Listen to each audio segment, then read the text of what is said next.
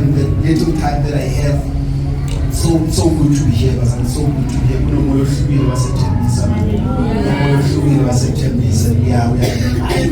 imbibing that spirit. We are so happy that soon enough to serve abazali baseThembisa. Sikhulula abazali base-Alexandra banisba kuyisele move. So ngiyacela abazali call and let's get involved also in the work of ministry. Amen. Can we go to our scripture this morning? Can we open John chapter number 5? There's just a couple of scriptures that I want us to read as we continue to build upon where we are. John chapter number 5, verse number 10 to 12. Let's move last week so that akekho umuntu osalayo izama ngena ku-English ngingene kuZulu ngingena ngiyaphulukela kuzo zonke sona ngizothi Tswana ngithi Pedi ngithi Sitsonga ngiyaya so nje usibekezelele la uthola khona mama ku-understandana you have every right after the service to come to me and say mfundisi laphana ngizwanga kahle 1 2 3 I'm so open towards that. So John chapter number 5 verse number 10 to 12. We're also going to read John chapter 16, verse number 33, and then we are going to continue on our theme scripture, which is 1 Corinthians chapter number 3, verse 10 to verse number 14. There's just a few things that I want us to see there. You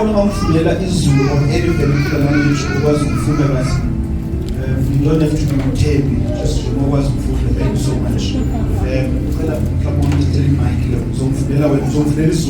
Okay, thank you so much, Mbali.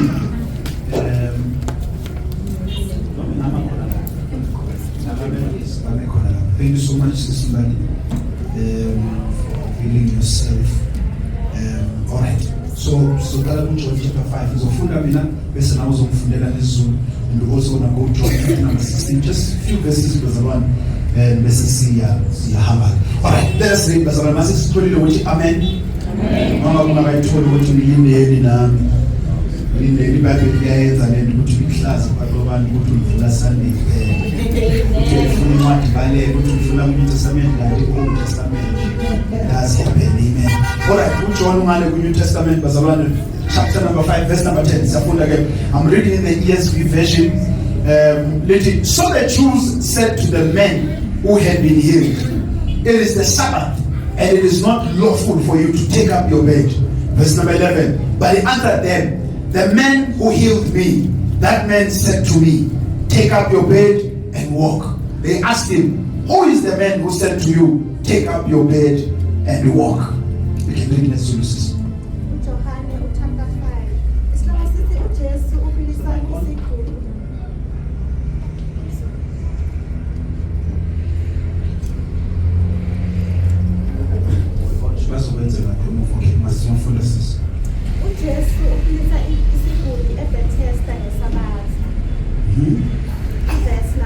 Verse number 10.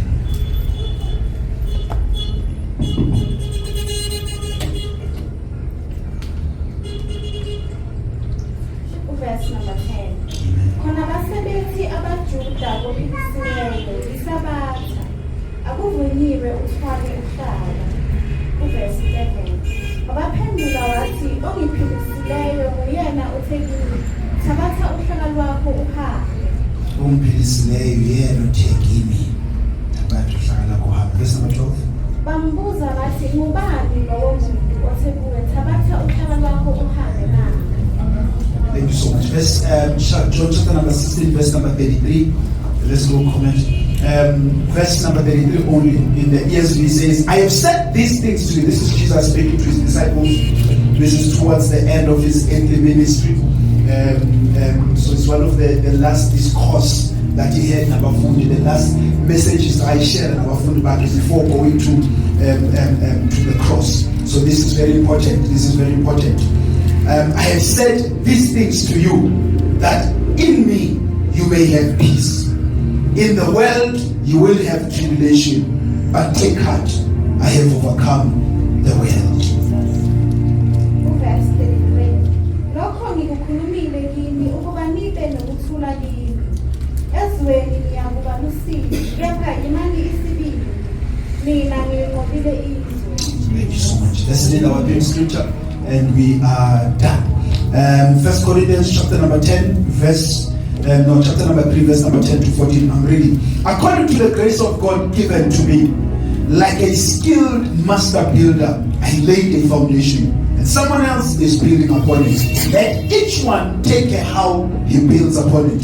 For no one can lay a foundation other than that which is laid, which is Jesus Christ. Verse 12. Now, if anyone builds on the foundation with gold, silver, precious stones, wood, hay, straw, each one's work will become manifest, for the day, capital letter, will disclose it, because it will be revealed by fire, and the fire will test what sort of work each one has done. Verse number 14. If the work that anyone has built on the foundation survives, he will receive a reward. Amen. Ngokubusa kaNkulunkulu engibuphiweyo, njengenyanga yokwakha ehlakaniphileyo, ngabeka isisekelo, omunye wakha phezu kwaso, kepha akube yilowo nalowo aqaphele ukuthi wakha kanjani phezu kwaso. Please underline that in your Bible. Ngokuba akakho ongabeka esinye isisekelo, kuphela leso esibekiweyo esinguJesu Kristu. Verse 12. Kepha uma umuntu akha phezu kwaleso sisekelo ngegolide, nesiliva namatshe anemali, nemithi notshani nenhlanga, umsebenzi walowo nalowo uyakuvela obala, ngokuba usuku luyakudabuka. Lokhu kwamulwa ngomlilo. Kunosuku oludabuka ukuthi sakhaya. Lokhu kwamulwa ngomlilo, ngokuthi umsebenzi walowo nalowo unjani. Umlilo uqobo uyakukuvivinya lokho. Verse 14. Uma umsebenzi womuntu owakhileyo kuso umi, uyakwamukela umvuzo. Liyaphila linguqobo lithi eqaleni wayekhona ulizwi wayenkulunkulu ulizwi wehlaba wathi inyama wahamba phakathi kwabantu. Baba, nasekuseni we pray that may your word walk in our midst. Speak, O God, and give us understanding. We pray for mysteries to be revealed unto us in Jesus' mighty name, and the church said amen. Amen. I have about 40 minutes. I don't know if I have enough time to give a quick recap. Last week we spoke about the importance of a foundation in any building. In fact, I had mentioned that we are going to spend a bit of time as we are in the process of building like Tembisa to focus on the subject of building firm foundation. So focus here to every Sunday when we gather together is to be focusing on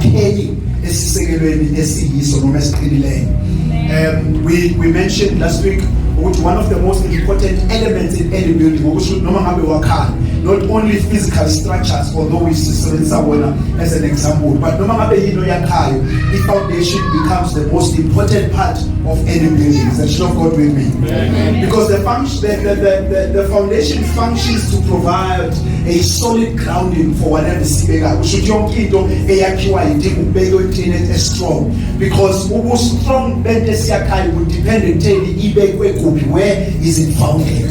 Yeah. So a foundation, we said it's a solid base, according to dictionary, or is a place upon which a structure is placed, no rest. We also said for anything that will have stability, must be built upon a firm foundation. So we said it's not what you are building, but it is important what you are coping. Anything that is involved kuyo. It's not that you are building your life with. It's not what you are building your career. It's not what you are building whatever that you are building. But the key is where are you building it? Because whatever that foundation will determine the strength. We also touched Psalm 11 verse number 3. If the foundations are destroyed, what can the righteous do? There's less that someone can do unless to repair the foundation. And I've mentioned that many of us are dealing with them cracks. Our marriages are cracking, our lives are cracking, the way we do things are cracking. Why? It is not the problem. And many times we try to repair our cracks, and the problem is in the foundation. So Paul told us where we read 1 Corinthians chapter number 3, verse number 10, especially we focus on 10 and 11. Lapho ethi khona like a skilled master builder. Uthi ngabe isekelo. He's talking to a church that he started. So uthi when I came to you, nganibekela isekelo sokukholwa kwenu. And uthi leso sekelo uKristu Jesu. Bese athi wonke owakhayo must then take careful, must be very careful in how they build. Is the church of God with me? Amen. So we mentioned that according to scripture, Jesus is the only firm foundation upon which you can build. Sihlala isikhathi eside kuleyo ukuthi uJesu sona sisekelo la esingakha khona impilo yethu, esingakha khona imindeni yethu, esingakhela khona abantwana bethu, esingakhela noma ngabe yini yethu. Uthi uPaul asikho esinye isekelo ngaphandle kukaJesu. We also explained what does it mean ukuthi uJesu bayisekelo. We said uJesu must be in the center of our lives.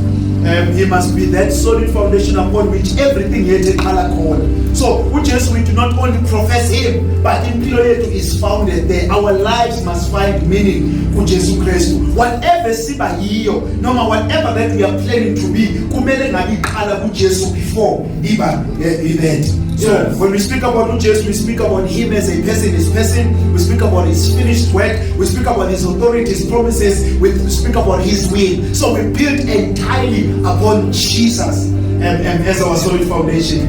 We also mentioned that Jesus being the foundation simply means he must remain the focus, he must remain the foundation and the object of our faith. We do not have faith in our faith. We do not have faith in our prayers. We do not have faith in our confessions. But to call away to Jesus. My declarations have power because they are made in him. My prayers only have power because I pray to him, not through him. So we said our faith, it becomes dangerous. I mentioned this and I think I spent a lot of time with it.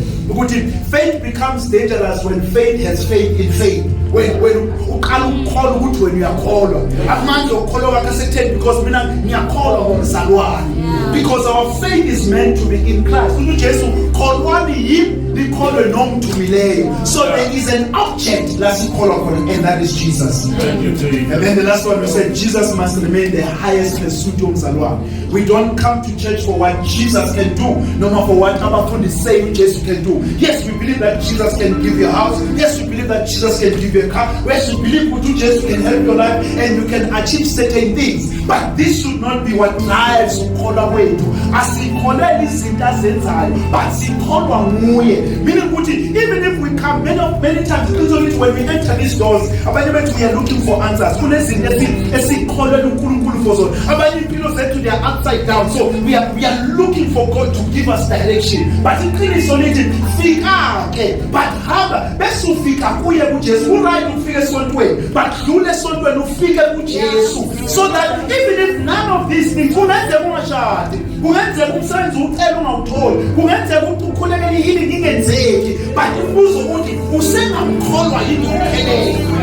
so this is the foundation of Jesus must be the pursuit. Sifunu Jesus funisi siyayibonga izinto bathi bonke imali siyayibonga imshado siyayibonga yebo usenzela yes sonke lezi zinto we thank him for, but those are not the reasons why we come to him.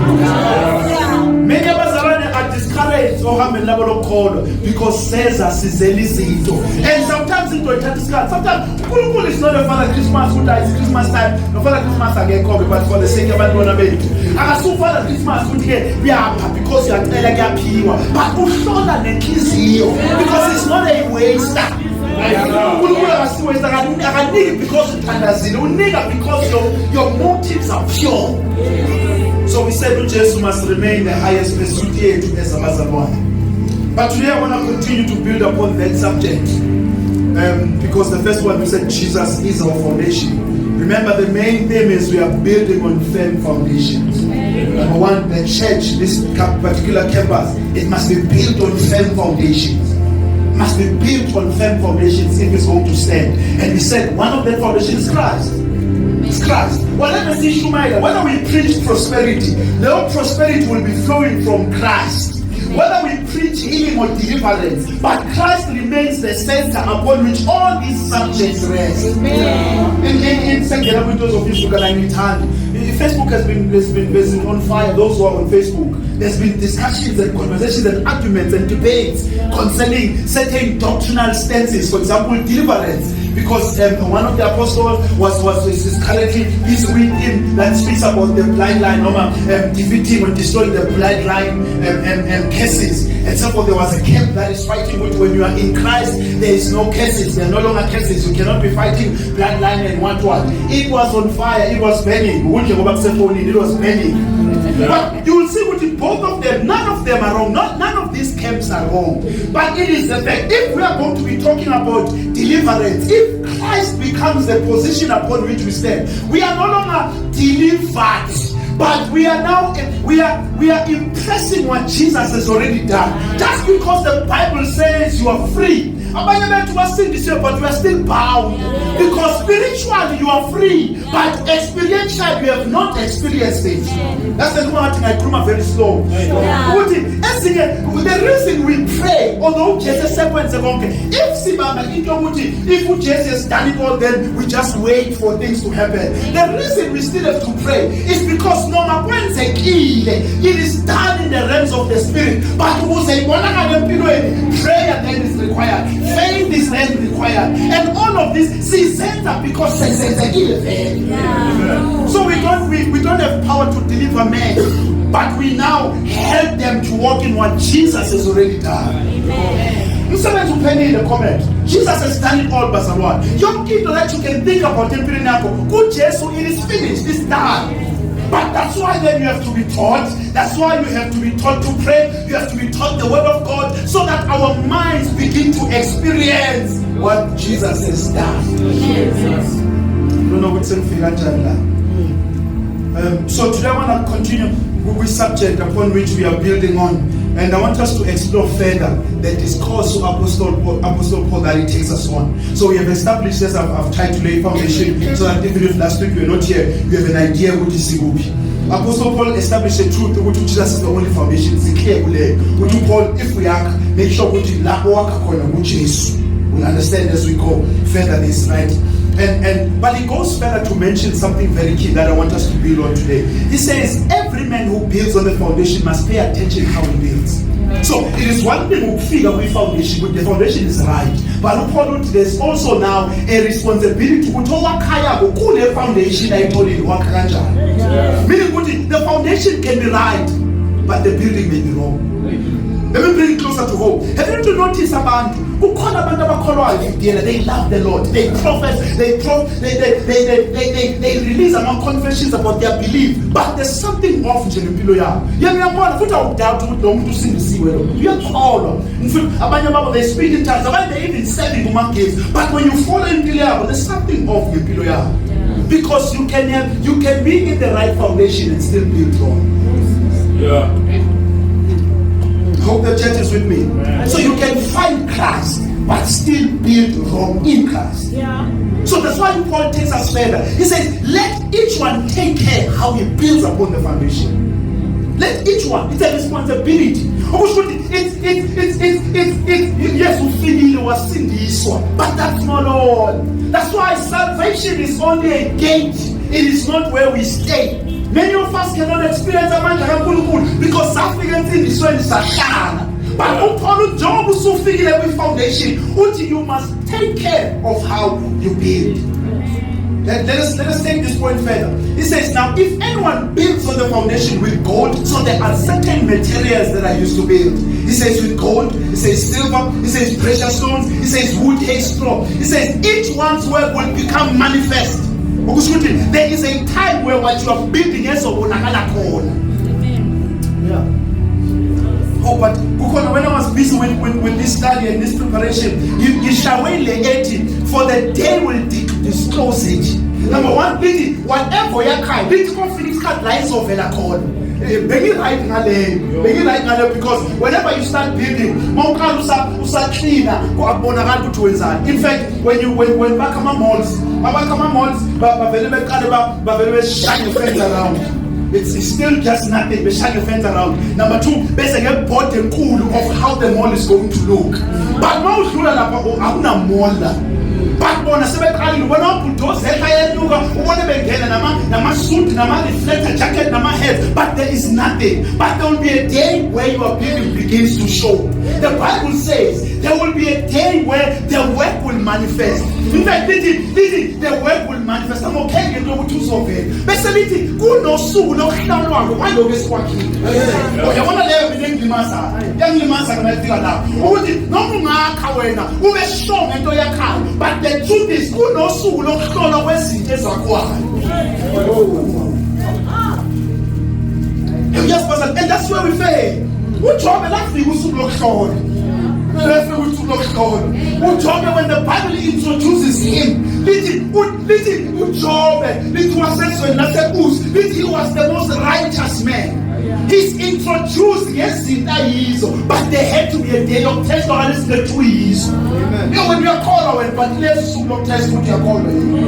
Yeah, when you're sure with it, don't care. He can Susa. That's what Lulu woman say. I'm equal sugar. Me, I'm seeing this way. See, I'm Sasuila. But it is good no sugar, solo, one day to your house.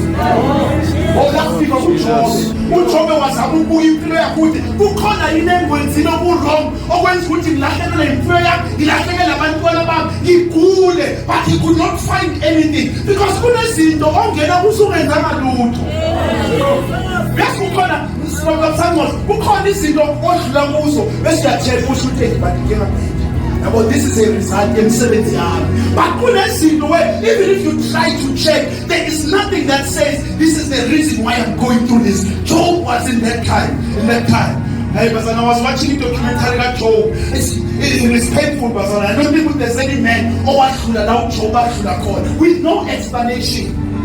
And then Jacob, Ugutu himself, he says, I have allowed you to torment to Job in the realm without cause. Without cause. Yeah. But it was a day of glory.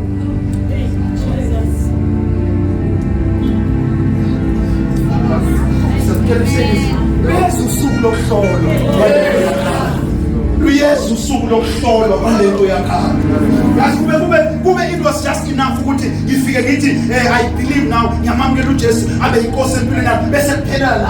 But you are given time to begin to build. And the day is coming.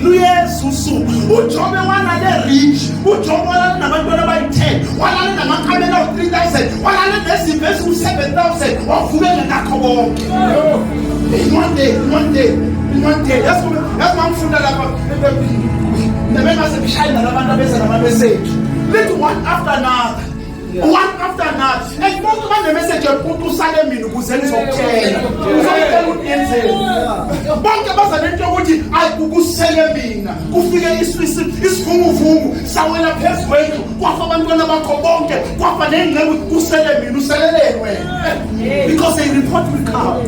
A report will come. We don't want to report here. I send the reporters on Moshipi. They will write. You told the SMS that ruins everything. Particularly when your name is there. Ulalu right who employed, Ufuga who's unemployed. Ulalu right who in a concert with Dr. Adi. I have a concert. I've picked up traces of cancer. It's a report. Go to job when I had one. With depression, go wish. Good job, one get on it. Oh, come on, come here. I think I can't walk. I told me, I told me, whoa. Meaning is that the song is in Pusako. At the same time, whoa, we have on the exit. Meaning, I'm at the same time. What's the test? So, the Bible, a day will disclose. Tina, no, Mr. Bill, Mama, loud to your call. Tina, we can hear what you are saying. We'll receive the truth, but a day will disclose. We know Sugar Vesai. We know Sugar. But you're running about last or Sugi. About last or Sugi. About we move because what people Sugar. I would what people Sugar. Let's have a balloon. I will a sort of. I will finish so. Ukuluma. I soon put this on. Who feels Sugar? Who feels Sugar? On the social. Who Sugar? Because God, I'm so loving. Do you have to Sugar? Don't see that. Song the Siaka. Am I a light building? Am I a center? Am I a center with Banco? I will soon, yes. They will disclose it. He said it will be revealed by fire. That's the number one call of test again based now. But could you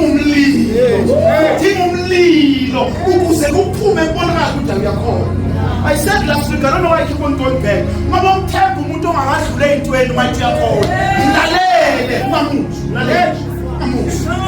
So kuluma masuku lentweni so kuluma kahle mangabe there were options ukuthi uye ukukholwa but what decide ukukholwa kunjalo so kuluma when ukukholwa is still a luxury when ukukholwa is still awukakholwa kahle until ungakholwa seems like a better option but you decide ukukholwa you are kholwa wena so yes amasonto sije silima akuthawathu limazela usumthe ukuthi wena ifamily yakho akekho umuntu okakhulumisa kana uke waphuma wathi akusesiyilunga le ngiyashika iseneni yami sithi mahlangu somhlongo so why yini manje uphume sontweni ngawo umuntu akusumuntu and the problem you can't postpone usuku noma ngakule sonto usuku lofika noma la ukho aliselanga isonto lisele uzosela lento yakho when it finds you to work that's what you is so fair. What I said will be there until the judgment day. Yeah, the day is coming, but there's also these smaller than days. These smaller than days, and that text what are we building it now? Because like ungaqala see toilet like ayakhuli lo libanga lekhemisi kanti sinabantu abangafika usukwini abangafika usukwini because usuku ehlukanisa abazalwane nabantu abasontayo usuku abangakadlula usukwini basasonto right isonta kumnandi but usuku when you have to decide ukuthi khona khambi kahle but I'm still coming to church izinto ever since ngangena uJesu ngathi ubheka kakhulu but I still want him. You have passed the day. You have passed the day. You can't postpone it. You can't postpone it. You can't postpone the day. This is not even my sermon, but I'm saying here. Because you call about your swing. Call about your swing. May the day find you which you call into your campaign. I wish I had enough time to embellish this point. To go deeper, but maybe someday. But you call the soul.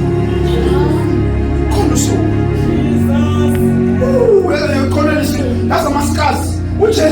uJesu wavuka ukuthi umzimba omusha but washiya mascas because he also has the evidence yosuku. He has the evidence yosuku. Sina mascas ekholweni. Yo mascas ayizosikwazi ukuthobela abanye abantu. Yo mascas ayizosikwazi ukubhekezela abanye abantu. Nazingena kanje. Yeah. We are not holier than thou. Asibonomwele mwe. Asibonomwele because sina mascas ukuthi ulokholwa sanayeke. Sashayeka. Sayekulo sukwini, sadlulo sukwini. This is taking my time. But it's not babelento. Paul, beyond who was, who Jesus is the foundation, it is also important to know with Sakamaja and Sakaman with the foundation. Filament message right for them. Yeah. Filament message you. Let's go. I want to talk on the subject quickly. Also, the image to the subject here. If I were to tackle it based on because he said so. Because he said so. John chapter 16:33. Let me just finish this. My time is gone. This is I said when we were reading Lanos Simbal, this is the last days Zika Jesu on earth before the cross. Because it's important for where we are going.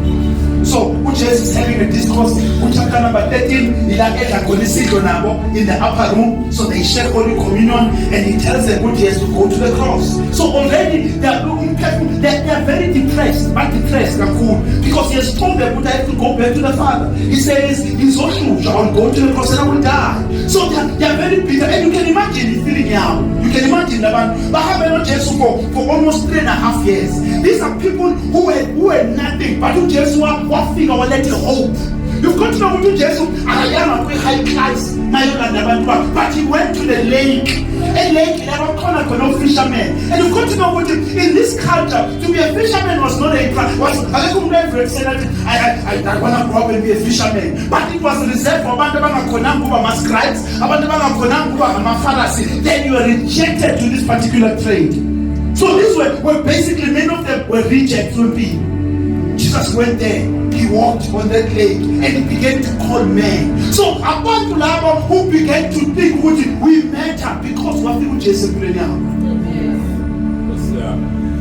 These are people who are lost. These are people who are just going through life as one of those. But what people Jesus and he told them that they mattered. But now he tells them, I'm about to leave you. So you can imagine the stress of an house. They've experienced this. They did not have to worry about bread. We just could multiply bread. They did not have to worry about money. We just could say, go to a fish and the fish will give you money. They did not have to worry about medical aid because we just want to get Peter. So this is the man who was everything to them. They did not need to worry about the storm. When they were going through storms, we just would just wake up and say, let the wind be quiet. And there was calm. So they got used to walking with this man who was in charge. But he tells them now, I'm about to leave you. They were depressed. But listen to what Jesus says.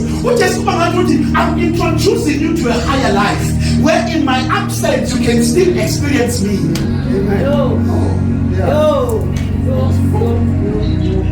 He says, I'm gonna introduce you to a higher life where you do not need to see me, but you can still experience what I've been doing with you. He says, these things I have told you. He says,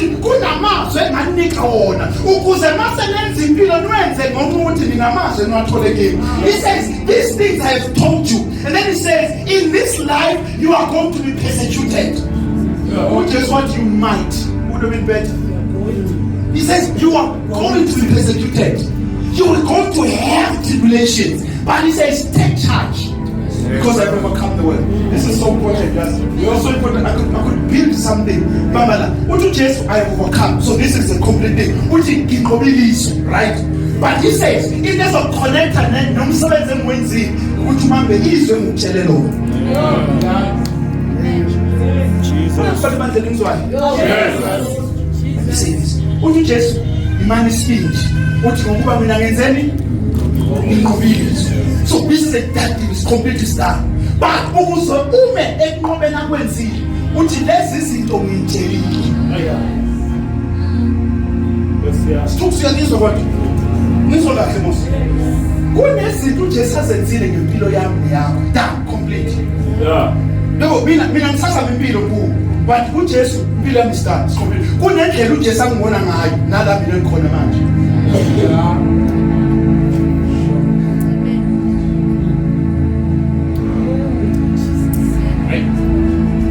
Elijah fights in the mountain and then he runs to a cave. He hides, he's scared, he's shaking. When God comes to Elijah, Elijah, what are you doing here? Yeah. What does that mean? On the surface it seems as if it's just a question. But when you look deeper, according to where I have you, you are not supposed to be here. Right? Hallelujah. According to where I have you, because and it is in the book of God, this is the Kanye no crash. And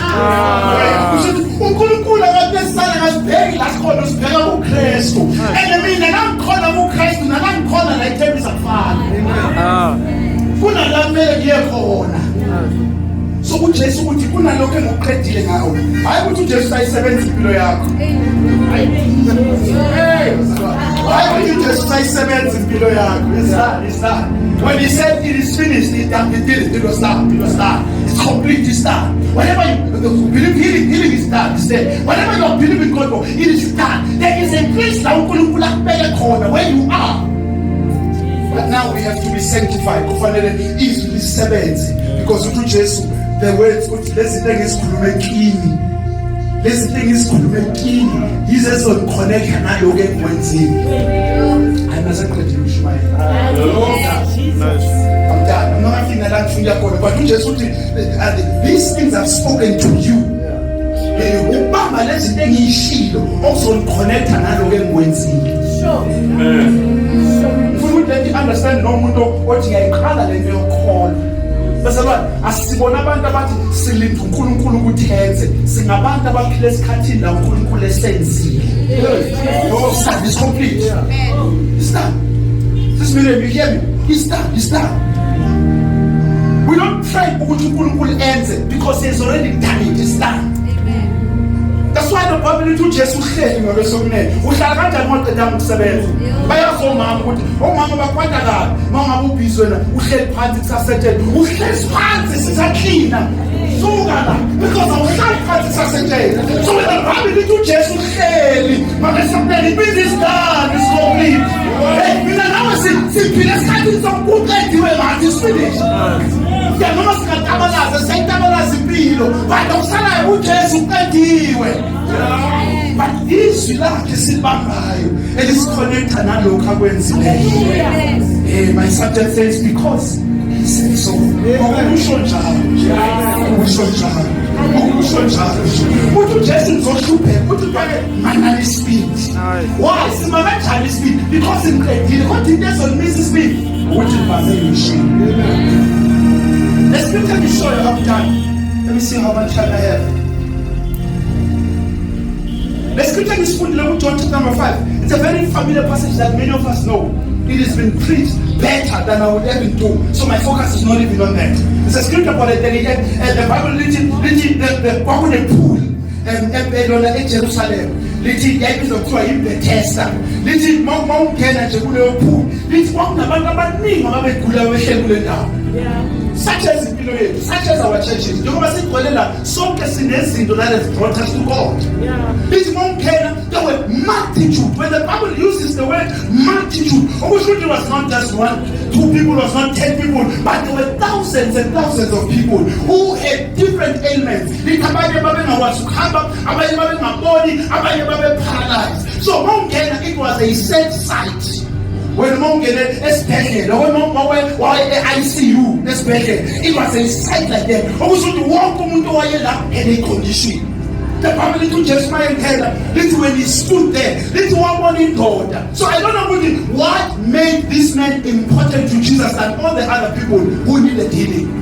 Because all of these people are here because they believed a tale.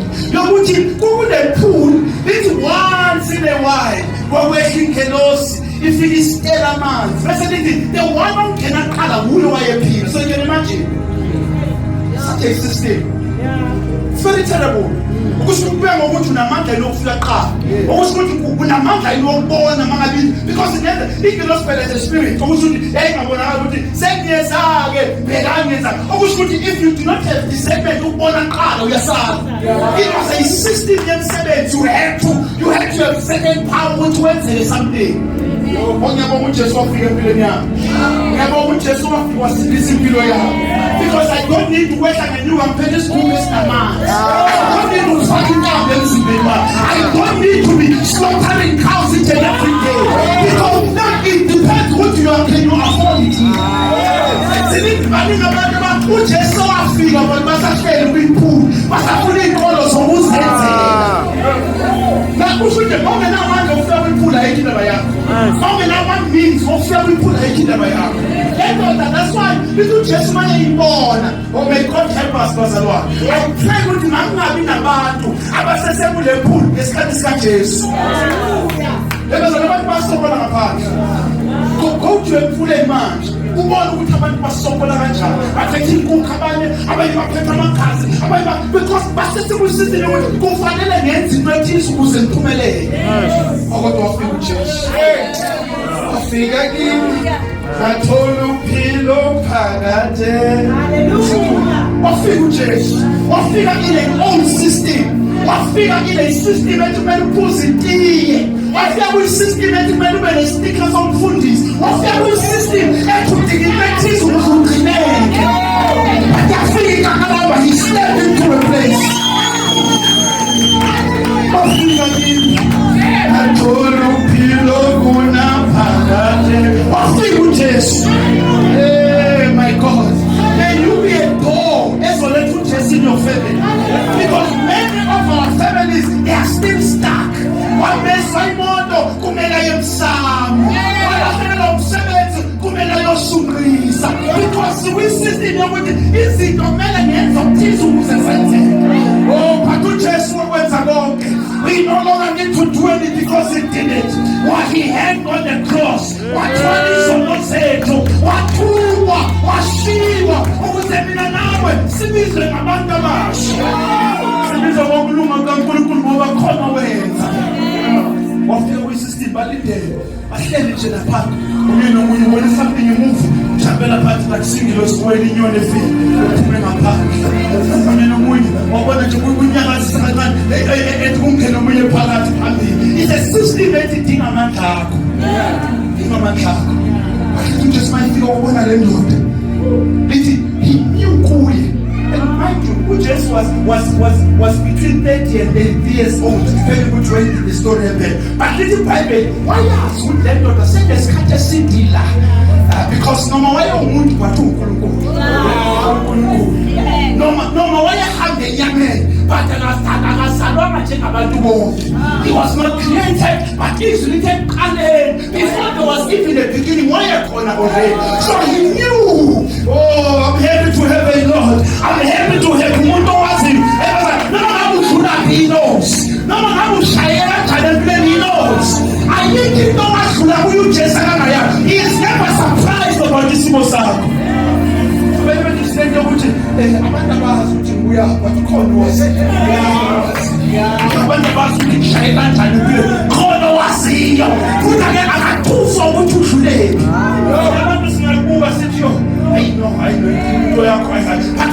I know. In fact, in the book of Hebrews, let us now you Christian as well of Listen, he was tested in all things. So I need to not know when you are saying I was rejected, he says I know that. When you are saying I should have, he says I know that. When he says I was tempted, he says I know that. When he says he says I know all of the things which they will show. I think he we don't put this one message in the video. So I know I wear good. So Tandaza. Yeah, I may not know, but to call was. You not be saying you're not going to be saying because goodness is not that I cannot do. Goodness is that I cannot even say I know them now. I can't even get it. Yes, you know it's right. I may not even know it. But to call not I know. I know the tears of Caleb's soul. I know the pain of what is going on. I know the things. I know what is to take from what I share. He says I know. Did you just know it? This man has been here for 38 years. Did you went up to him? He's got some just but I want to finish this. Little Jesus to wait. Do you want to be made well?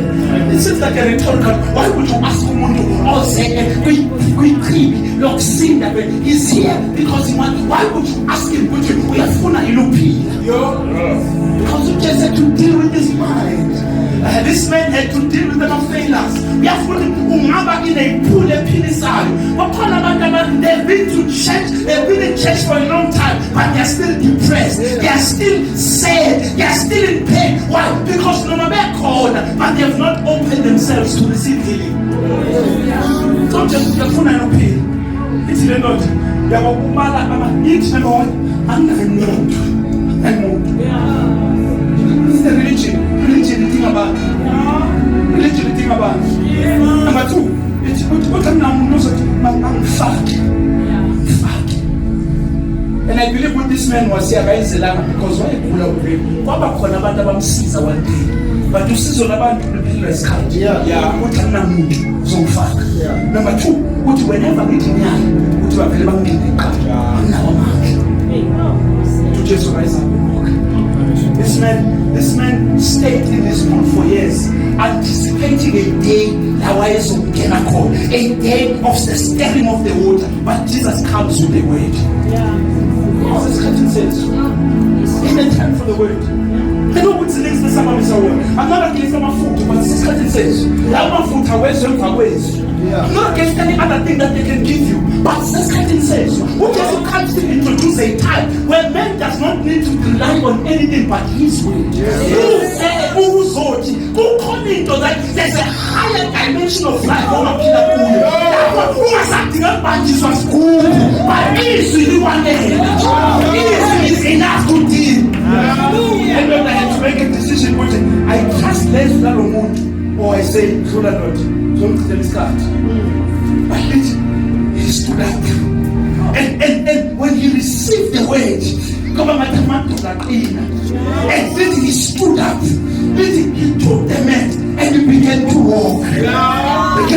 Jesus did not put him in the water. Jesus did not increase the amount of time in the car. But one thing is always alone. The best thing that we can give you is the word of God. The best thing that we can teach you is how to understand the word, how to read it for yourself, and how to walk in the word. Because a man can make a 10 will sweet. As a 10 we are led by him.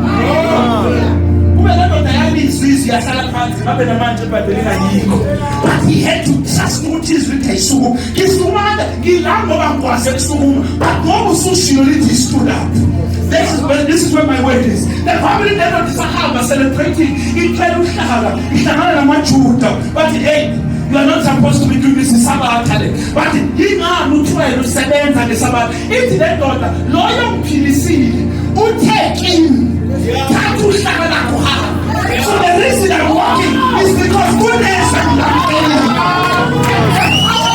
and listen to this. The power when this man was exposed to a lot of other voices, the voice of the suicide, the voice of the failure, the voice of the pastor, whether we answer what I was, if you are shaped by a mass or a monkey, some get a mass that will never be anything in place. Some get a mass, I'm a failures way. So this man had a choice to listen to the voice of the failure, to the voice of the to about the now.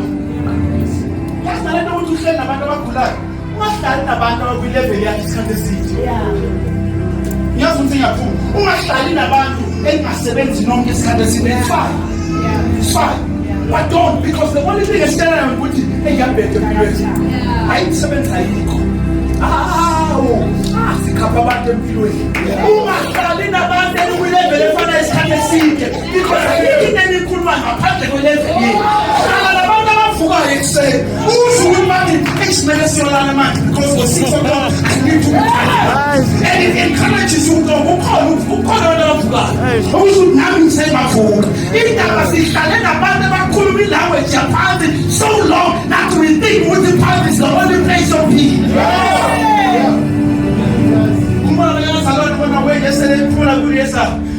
You've got to understand, Iman is an attitude.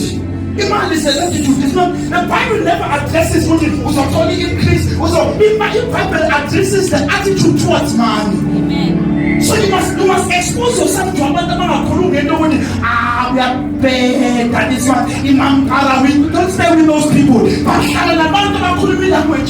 no, it's because that's what's going to open your mind. So we just said to deal with the mind of this man first. Yes. But then what am I saying about you? I asked you to come back. What you want, Leo? I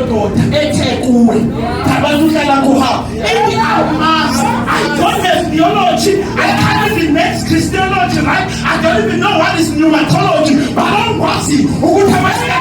It's because so in my belly is over. Can I preach here? May we have no more there is subject pneumatology, there is subject Christology, there is subject Yanyan, but just know who it is Lord and your hands. Lord and your hands is that's not that did not even know Jesus, but he knew who is the reason I'm walking. It's because goodness and I'm okay. Because he said so. Because he said so. But to Paul, you must be careful how they be. He says, a maintenance has been alive. And what is the first maintenance? Is his word. His whole work with the foundation. Best words like I don't know. But I know who declared long shadow. You I know who long seventh is not because I qualify, but who is I know. Maybe in my community, maybe when I never put on feeling, I don't know that. But don't one time, who is There's a word because it said so. There was a battle of what the man said. There was a battle of what the man said. He didn't God. othe kimi mangithabatha uhlaka ngihamba bathi laba ubani lo othe kuwe thatha uhlaka lakho hamba because ibalekile into ukuthi uhamba ngayiphi instruction. Salama ngenyawo. Hayi, Nkosi yami. Pastor, Thank you, Jesus. Pastor, maningi ama voices that are speaking. Maningi ama voices adinga ukuthi ubambe izwi lakhe. But you got to decide today ukuthi every step engisikhathayo kuzoba because yena ushilo. Yena ushilo. Uthi Jesu lamazwi ami njelile. Akade because izinto ngeke ifike. He says you will have tribulation. He says you will be thrown into the fire. He says you will be cast out of my synagogue. But he says take heart. Ingezokudlulisa kulezinto because ezinye uzodlula kuzo.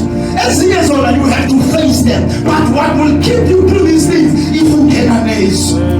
He tells them the word first before they can go in. Njengoba uNkulunkulu exposes you to Eve namhlanje, it's because you are doing another call. But just said to tell them yes lakhe before ebatshele ukuthi izinto siyenze. Storms have no power. Ebantwini abangena bephethe izwi.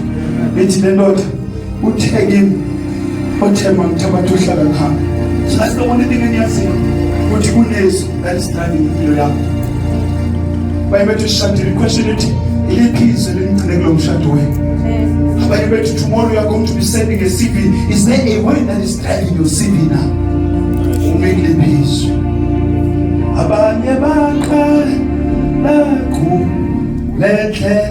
We are going home. Bayithola umncingo abanye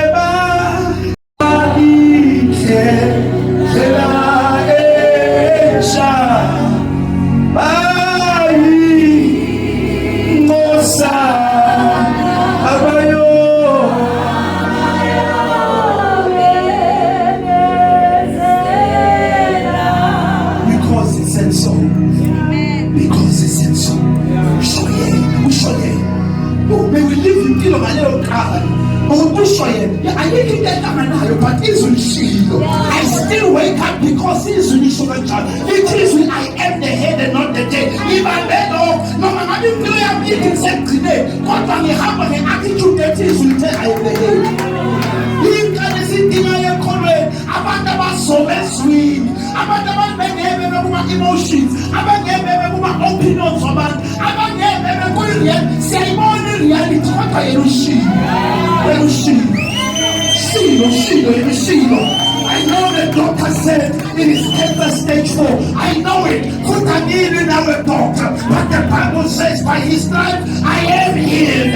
So he can't do mess with you. Because he said so. Because he said so. Oh, may you build against without. Because when the day comes, you look so much good you make. Do you stand? Oh, man.